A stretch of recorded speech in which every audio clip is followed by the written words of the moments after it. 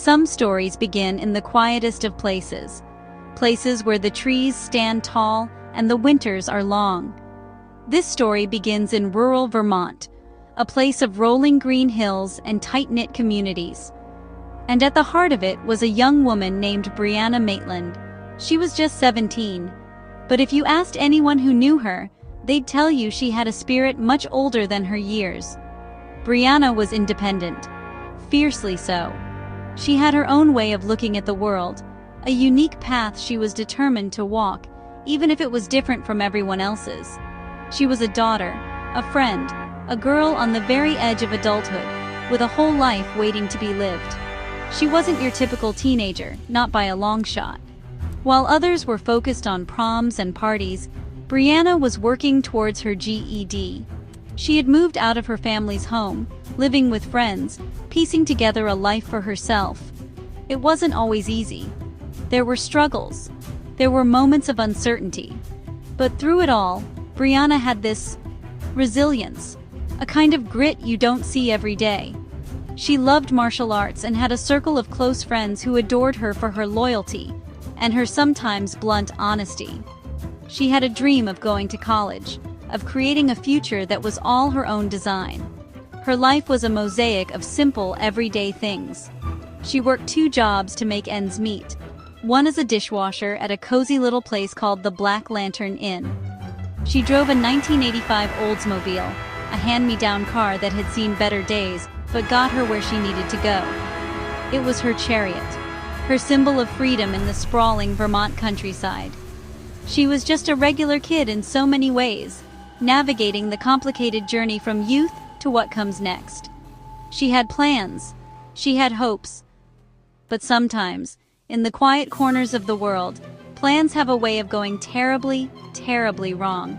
And so, we find ourselves looking back to a cold spring night in 2004, back to a girl who was just trying to find her way. Her story is one that has been told and retold, a puzzle with too many missing pieces. A story that begins with a young woman full of life and ends with a car, abandoned by the side of a lonely road. It's a story that has haunted her family, her friends, and investigators for over 2 decades. A story that asks a question no one has been able to answer. What happened to Brianna Maitland? It was March 19, 2004, a Friday.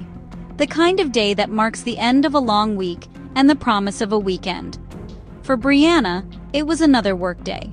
She had a shift at the Black Lantern Inn, a historic and charming restaurant in Montgomery, Vermont. She arrived for work, ready to tackle the evening rush.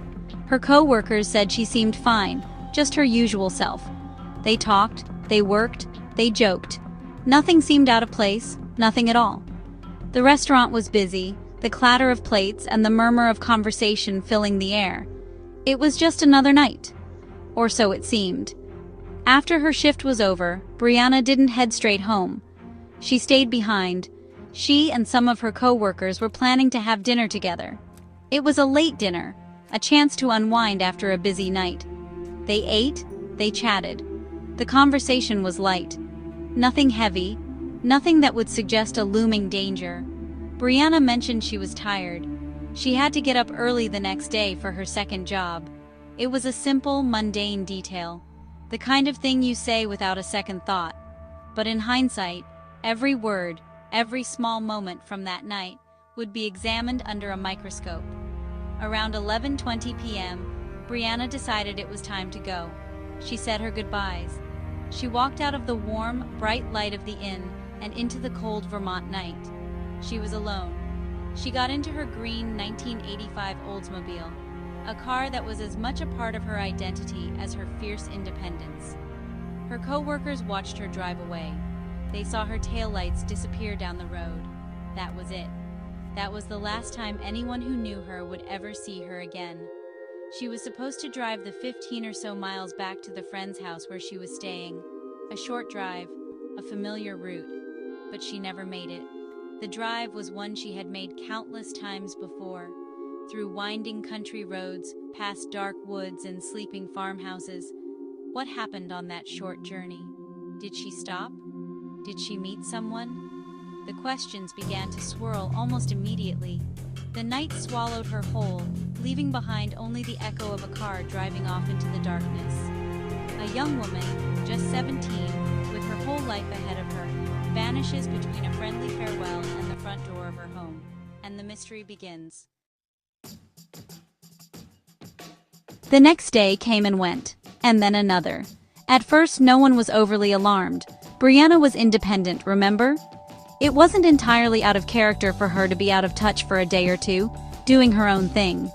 But as the hours turned into days, a quiet unease began to settle in. Her mother, Kelly, hadn't heard from her. Her friends hadn't seen her. The unease grew into worry, and the worry sharpened into fear. Something was wrong. This wasn't just Brianna being Brianna. This was different. This was silence. A deep, unnerving silence where her voice should have been. It was a passing motorist who first spotted it. A car, a green Oldsmobile, backed into the side of an abandoned building. The place was known locally as the Dutchburn House. It sat on a remote stretch of road about a mile from the Black Lantern Inn. The car was positioned oddly. It wasn't just pulled over. It was reversed, hard, into the building's foundation, as if in a hurry. The rear of the car had crashed into the weathered wood of the old farmhouse, leaving a noticeable impact. The scene was strange. It didn't look like a typical accident. It looked staged. State troopers were called to the scene. They ran the plates. The car belonged to Brianna Maitland, but Brianna was nowhere to be found. The car doors were unlocked. Inside, things were just as perplexing. Her personal belongings were scattered about. Her paycheck from the inn, still uncashed, sat on the passenger seat. Her driver's license, her eyeglasses, and medication she needed for migraines were all there. It was as if she had just stepped out for a moment, intending to come right back. But she never did. The scene at the Dutchburn House was a silent testament to a moment of chaos. What had happened here? Why was her car left in such a bizarre way? Why would she leave behind essential items like her glasses and her paycheck? Investigators looked around the desolate property. They searched the snow-dusted ground for footprints, for any sign of a struggle. But there was very little to go on. The car was there, a lonely green sentinel against an old, forgotten house. But the girl who drove it had vanished, leaving behind a chilling tableau and 1,000 unanswered questions. The investigation began, but it was a slow start. Because Brianna wasn't officially reported missing for a few days, the scene at the Dutchburn House wasn't immediately treated as a potential crime scene. The car was initially towed away. Precious time was lost. Crucial evidence may have been compromised or overlooked in those early hours. When the gravity of the situation finally became clear, investigators went back over every inch of the car. They were looking for something, anything, that could tell them what happened to the 17-year-old girl who was supposed to be driving it. Inside the car, they found 2 of Brianna's uncashed paychecks, her driver's license, and other personal items. But there were other things too, items that didn't belong to her. A man's DNA was found on a cigarette butt left near the car. Another piece of evidence that raised eyebrows was a water bottle, and a fleece-lined jacket that wasn't Brianna's. Whose were they? Were they connected to her disappearance? Or were they just random items, unrelated debris left at a spot known for being a local hangout? The DNA was tested, run through databases, but for years it led nowhere. Outside the car, the scene was just as baffling. There were no clear signs of a struggle, no blood, no obvious footprints in the dirt and sparse snow leading away from the car into the woods. It was almost as if she had been plucked from the driver's seat by an unseen force. The way the car was backed into the building didn't make sense for a simple accident. It suggested a sudden, perhaps violent stop. Investigators theorized that another car may have been involved, possibly blocking Brianna's path and forcing her to reverse hastily. But it was just a theory. The lack of concrete evidence created a vacuum, and into that vacuum rushed a torrent of rumors and speculation. Small-town whispers, stories about drug deals gone wrong, tales of a secret life Brianna was leading. Investigators had to chase down every lead, no matter how outlandish. They looked into a fight Brianna had been in weeks earlier, wondering if it was retaliation. They explored connections to known criminals in the area. But every lead turned into a dead end. Every path they followed seemed to circle back to the same place: the lonely, abandoned car at the Dutchburn House. In a place like rural Vermont, news travels fast, and secrets don't always stay secret. In the absence of facts, people started to talk. The story of Brianna's disappearance took on a life of its own, woven from threads of fear, suspicion, and local gossip. One of the most persistent rumors centered on drugs. Some people whispered that Brianna had fallen in with a bad crowd, that she was involved in the local drug scene. They pointed to her recent troubles, her move out of her parents' house, as evidence of a life spiraling out of control. It was a narrative that was easy to believe, but one her family has always insisted was untrue. The police had to take these rumors seriously. They investigated known drug dealers in the area, some of whom had a reputation for violence. They heard stories about money owed, about deals gone bad. One name in particular kept coming up: a local man with a long criminal record. Was it possible Brianna had crossed paths with him? Had she seen something she wasn't supposed to see? Investigators spent countless hours trying to connect the dots, but the links were always tenuous, based more on hearsay than on hard evidence. No charges were ever filed. It was all just smoke. Another theory that gained traction involved a physical altercation Brianna had experienced a few weeks before she vanished. A young woman had allegedly attacked her at a party. Brianna, trained in martial arts, had defended herself. The incident left her shaken. Could her disappearance have been an act of revenge? A retaliation that escalated far beyond a simple fight? Police looked into the individuals involved. They questioned them, searched for alibis.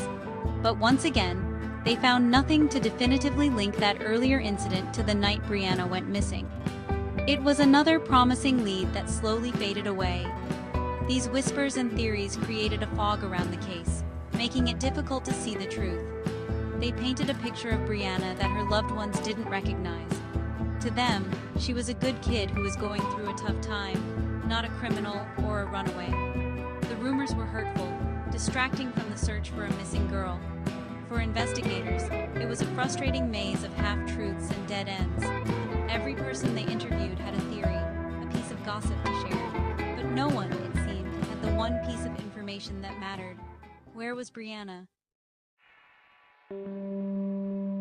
After years of chasing shadows and hitting dead ends, you have to start looking at the case from a different angle. You have to ask new questions. What if the most obvious clue, the car at the Dutchburn House, wasn't a clue at all? What if it was a lie? A piece of elaborate misdirection designed to send everyone looking in the wrong place? When I look at the facts, this is the theory that seems to make the most sense. The scene feels wrong. It feels constructed. It doesn't feel like the place where the real, terrible event happened. It feels like an afterthought, a carefully placed decoy. Think about it. The car is backed in. A crash that seems more theatrical than accidental. Her personal items are left inside, but her wallet and cell phone are gone. Why take some things but not others? It suggests a hurried but deliberate staging. The goal? To create a mystery right there on that lonely road. To make investigators and the public focus all their attention on the Dutchburn House, on the mile of road between there and the Black Lantern Inn. While everyone was looking there, the real crime scene, the place where Brianna was taken, could be miles away, its secrets undisturbed. And if the scene was staged, that points to something else. It suggests a level of planning. This wasn't a random act of violence by a stranger who happened to pass her on the road. A stranger would have less reason to create such a complex diversion. This feels more personal. It suggests the involvement of someone who knew Brianna, someone who knew her habits, perhaps even knew she would be driving home alone that night. Someone who wanted to control the narrative from the very beginning, to muddy the waters and buy themselves time. This person, or people, would have had a motive to confuse the investigation. Perhaps they were from the area, and wanted to direct suspicion away from their own neighborhood, their own home. By leaving the car near the inn, they kept the focus tight on Montgomery. The real event could have occurred further down the road, closer to where Brianna lived, or in a completely different direction altogether. The car was a red herring, a loud and dramatic one, but a red herring nonetheless. The key to this case, I believe, isn't at the Dutchburn House. The key is in finding the place where the car was never meant to be found. Today is February 19, 2026. 22 years have passed since Brianna Maitland drove away from the Black Lantern Inn. A lifetime. Babies born on that day are now young adults, older than Brianna was when she disappeared. The world has changed in countless ways. But for Brianna's family, time has been frozen. They are suspended in that awful moment of uncertainty, living in a world without answers. The Dutchburn House, the silent witness to the mystery's beginning, burned down years ago. But the questions it raised still linger in the Vermont air, as persistent as the winter cold. The case remains open, an active investigation. The FBI is involved now, bringing federal resources and fresh eyes to a mystery that has stumped local law enforcement for 2 decades. The DNA found on the cigarette butt was finally identified in 2022, thanks to advancements in genetic genealogy. It belonged to one of a group of known individuals, but investigators have been careful to say that it doesn't make any of them an official suspect. It's just another piece in a puzzle that is still far from complete. A promising lead, yes, but not the final answer. Not yet. For her father, Bruce, and her mother, Kelly, the fight for answers has never stopped. They have endured endless speculation, cruel rumors, and the quiet agony of not knowing. They have become advocates, not just for their daughter, but for other families of the missing. They maintain a website, they speak to the media, they do everything in their power to keep Brianna's name and face in the public eye. Their hope is a fragile but resilient thing, a belief that even after all this time, someone, somewhere, knows something. That one day, a phone will ring, and the silence will finally be broken. And so the story ends where it began. With a question. What happened to Brianna? A young woman with a fierce spirit and a future full of promise vanished into the night. Her story serves as a chilling reminder that sometimes the greatest dangers are hidden in the most familiar places. If you know anything at all about the disappearance of Brianna Maitland, please come forward. After 22 long years, it's time for her to come home. It's time for her family to have peace. It's time for the silence to end.